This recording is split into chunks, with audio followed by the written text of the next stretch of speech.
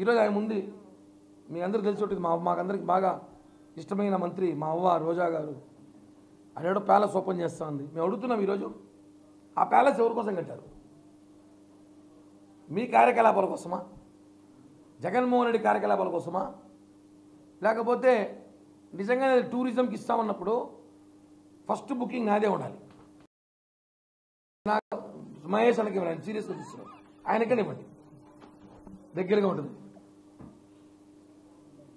First అక్కడ book చేసుకునే అవకాశం ఉంటే ఆన్లైన్లో గానో ఆఫ్లైన్లోనో అక్కడ రూమ్ బుక్ చేసే అవకాశం ఉంటే మాకు జనసేన పార్టీ తరపున మాకు ఇవ్వండి.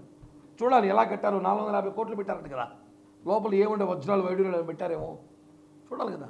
జగన్మోహన్ రెడ్డి రేపు అక్కడ షిఫ్ట్ అవ్వడానికి ఇప్పుడు వెళితే జనం తరుముకుంటారని చెప్పి దాని ఓపెనింగ్ కూడా పోయి భయపడి, ఓపెనింగ్ పోవడానికి కూడా భయపడి ఈరోజైనా కొత్తగా దెబ్బలు తినారులే అని చెప్పి మా అవ్వని ఇంకొకరు పంపిస్తున్నారు, కొట్టినారులే అనేసి.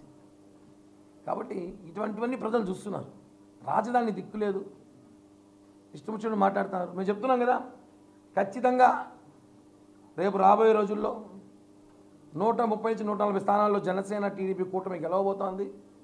జగన్మోహన్ రెడ్డి ఓడిపోవడం తథ్యం. ఈ విషయాన్ని గుర్తుపెట్టుకోవాలి.